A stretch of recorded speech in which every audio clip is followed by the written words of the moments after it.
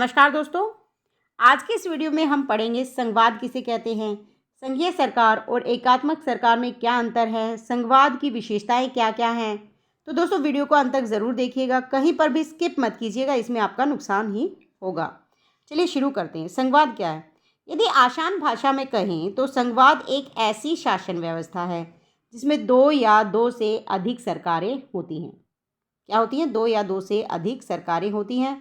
उदाहरण के तौर पर भारत में केंद्र सरकार और राज्य सरकार और साथ में न्यायपालिका भी होती है।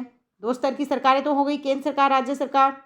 न्यायपालिका भी है, क्योंकि न्यायपालिका क्या करती है? केंद्र सरकार और राज्य सरकार के बीच जो विवाद उत्पन्न होते हैं उनका निपटारा करती है।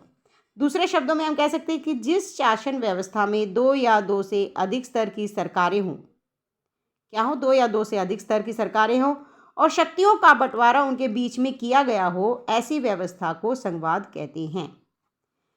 इसमें क्या होता है? दो सरकारें बना दी जाती हैं, जैसे केंद्र सरकार और राज्य सरकार, और दोनों के बीच में शक्तियों का बंटवारा किया जाता है।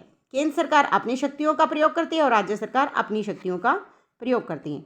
ना केंद्र सरकार राज्य सरकार के मामलों में हस्तक्षेप कर सकती है और ना ही राज्य सरकार केंद्र सरकार के मामलों में हस्तक्षेप कर सकती है। दोनों एक दूसरे से स्वतंत्र होते हैं। देखिए, दूसरे शब्दों में इसकी परिभाषा इस तरह से भी लिख सकते हैं, किसी भी देश के शासन को केंद्र स्तर और राज्य स्तर पर बांटना ही संघवाद कहलाता है। इन्होंने साफ साफ कह दिया कि किसी देश के शासन को केंद्र सरकार और राज्य स्तर पर बांटना ही संघवाद कहलाता है। दोस्तों, हमारा देश जो भारत है वो एक बहुत बड़ा देश है और इस तरह के देश को एकजुट बनाए रखने के लिए, ताकि देश का बंटवारा ना हो, इसके लिए हमें संघवाद की ज़रूरत पड़ी। क्योंकि देखिए, जब शुरू में हमारा भारत देश बना था तो उसमें पाकिस्तान भी शामिल था। अब इतना बड़ा देश था, लेकिन व्यवस्था ढंग से न होने के कारण पाकिस्तान जो था वो धर्म के नाम पर बंटवारा हो गया और अलग हो गया।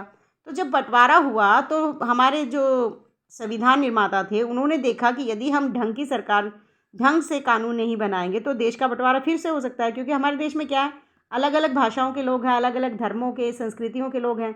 तो इन सबको एकजुट रखना बहुत ही आवश्यक है और इसके लिए सबसे अच्छा जो हमारा सहायक साधन था वो था संघवाद। संघवाद में क्या था? दो तरह की सरकारें हो सकती है। एक तो जो पूरे देश पर राष्ट्रीय हितों की रक्षा करे, दूसरा अलग अलग राज्यों के लोगों की भावनाओं का, उनकी ज़रूरतों का ध्यान रखे। तो इसीलिए केंद्र सरकार और राज्य सरकार बनी हुई ये संघवाद वाली जो नीति है वो हमने अपनाई थी। चलिए देखिए, जो भारत की राजनीतिक व्यवस्था है वो कैसे है। एक ऐसी राजनीतिक शासन व्यवस्था है भारत में जिसमें दो स्तरों की सरकारें हैं। इसमें हमारा जो केंद्र है वो शक्तिशाली है, लेकिन जो प्रांतीय सरकार है, राज्य सरकार है, वो भी स्वतंत्र है। ना केंद्र पर राज्य का हस्तक्षेप है और ना ही राज्य पर केंद्र का हस्तक्षेप है। इन दोनों के जो अपने अपने कार्य क्षेत्र हैं, अपनी अपनी शक्तियां हैं, ये एक दूसरे की शक्तियों पर हस्तक्षेप नहीं कर सकती। केंद्र सरकार के पास राष्ट्रीय महत्व के विषय हैं। याद रखिए, जो हमारा केंद्र सरकार है वो राष्ट्रीय महत्व के विषयों पर कार्य करती है, जबकि जो राज्य सरकार या प्रांतीय सरकारें हैं वो दिन प्रतिदिन के कार्यों की चीज़ों का ध्यान रखती है। दिन प्रतिदिन के कार्य की जो शक्तियां हैं वो राज्य सरकार या प्रांतीय सरकार के क्षेत्र में आती है। क्षेत्र के विषयों की शक्तियां भी क्षेत्र के पास है। अब बात करते हैं कि संघीय सरकार और एकात्मक शासन में क्या अंतर है। देखिए दोस्तों, जो संघीय शासन व्यवस्था है उसमें दो या दो से अधिक स्तर होते हैं। क्या होते हैं? दो या दो से अधिक स्तर। एकात्मक शासन व्यवस्था में एक ही स्तर होता है। दोस्तों, यदि आप हमारे चैनल पर नए हैं तो चैनल को सब्सक्राइब कर लीजिए, साथ में बेल आइकन प्रेस कर लीजिए ताकि अगले वीडियो का जो नोटिफिकेशन है वो आप तक आसानी से पहुंच सके और आप उससे लाभ प्राप्त कर सके। यदि वीडियो अच्छी लग रही है तो लाइक शेयर करना ना भूलें। देखिए, प्रांतीय सरकार जो संघीय शासन व्यवस्था है उसमें प्रांतीय सरकार केंद्र से स्वतंत्र है। जैसा कि मैंने अभी बताया था कि प्रांतीय सरकारें संघीय शासन व्यवस्था में केंद्र के अधीन नहीं होती, स्वतंत्र होती हैं, जबकि एकात्मक शासन व्यवस्था में केंद्र अधिक शक्तिशाली होता है और उसके प्रति जवाबदेही होती है प्रांतीय सरकार की। मतलब प्रांतीय सरकार केंद्र के अधीन होता है एकात्मक शासन व्यवस्था में। केंद्र और प्रांत के अधिकार क्षेत्र अलग अलग होते हैं संघीय शासन व्यवस्था में। इनके जो अधिकार क्षेत्र है वो क्या होते हैं? अलग अलग। केंद्र प्रांतों को आदेश दे सकता है। केंद्र के पास अधिक शक्तियाँ होती हैं एकात्मक सरकार में, तो किसी भी शक्ति पर या किसी भी कार्य पर प्रांतों को आदेश केंद्र दे सकता है। देखिए, जो संघीय शासन व्यवस्था है उसमें एक विधायिका होती है, एक कार्यपालिका और तीसरी न्यायपालिका होती है।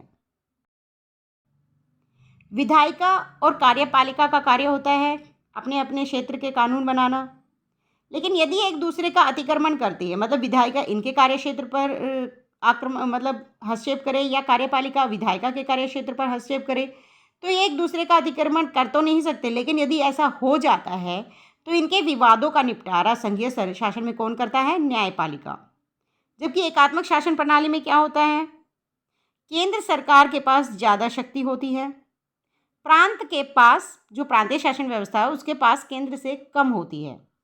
जबकि स्थानीय शासन प्रणाली जो होती है उसमें प्रांत से भी कम शक्तियाँ होती हैं। मतलब इसमें सबसे कमज़ोर कड़ी क्या है? स्थानीय शासन, और उसके ऊपर जो स्थानीय से ऊपर है वो प्रांत, और सबसे ऊपर है केंद्र सरकार। संघीय शासन व्यवस्था में केंद्र और विभिन्न राज्यों के बीच शक्ति के बंटवारे में विभिन्नता है। केंद्र के पास अधिक शक्तियाँ होती हैं। चलिए अब पढ़ते हैं संघीय सरकार की विशेषताएं क्या क्या हैं। देखिए, जो संघीय सरकार है उसमें 2 या 2 से अधिक स्तर होते हैं। भारत में 3 स्तर, केंद्रीय, राज्य और स्थानीय स्तर की सरकारें हैं। भारत में अधिकार क्षेत्र दोनों के भिन्न भिन्न होते हैं। भारत में शक्तियों का विभाजन कैसे है? संघ सूची में इसमें 97 विषय हैं, राज्य सूची में 66 विषय हैं, समवर्ती सूची में 47 विषय हैं। तो 3 विषयों के आधार पर जो संघ सूची होती है उस पर कौन बनाता है कानून? केंद्र सरकार। समवर्ती सूची पर राज्य सरकार, और संघ पर केंद्र सरकार, राज्य सूची पर राज्य सरकार, और समवर्ती सूची दोनों के अधिकार क्षेत्र की मिलीजुली है, दोनों मिलकर इन पर कानून बना सकते हैं। स्वतंत्र न्यायपालिका है संघीय शासन व्यवस्था में, जिस पर किसी भी प्रकार का कोई हस्तक्षेप नहीं कर सकता। न्यायपालिका किसी के अधीन नहीं है, ना केंद्र के ना राज्य सरकार के। संविधान की सर्वोच्चता है।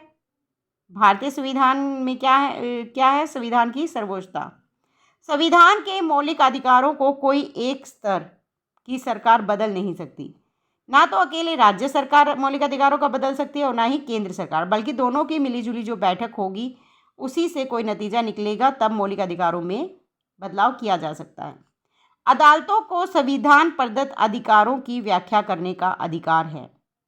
संविधान ने जो अधिकार दिए हैं उनकी व्याख्या करने का अधिकार किसे है? अदालतों को। केंद्र और राज्य के विवादों का निपटारा कौन करेगा? सर्वोच्च न्यायालय। इसका उद्देश्य, जो ये संघवाद की जो सरकार है उसका उद्देश्य क्या है अपनाने का? कि देश की एकता की सुरक्षा करना और साथ ही क्षेत्रीय भावनाओं का आदर करना। अब क्योंकि भारत एक बहुत बड़ा देश है तो इसकी एकता बनाए रखने के लिए, एकता की सुरक्षा रखने के लिए हमें केंद्र सरकार की ज़रूरत पड़ती है, ताकि वो राष्ट्रीय मामलों का ध्यान रखे, और क्षेत्रीय लोगों की भावनाओं का, उनके विकास के ध्यान रखने के लिए राज्य सरकारों का विकास किया गया है। केंद्र और राज्य के वित्तीय स्रोत अलग अलग हैं। इन्हें जब धन की ज़रूरत पड़ती है तो इनके जो स्रोत है वो अलग अलग हैं, ताकि दोनों का आपस में कोई झगड़ा ना हो। दोस्तों, वीडियो अच्छी लगी है तो लाइक शेयर ज़रूर कीजिएगा। यदि चैनल पर नए हैं तो चैनल को सब्सक्राइब कर लीजिए, बेल आइकन प्रेस कर लीजिए। धन्यवाद।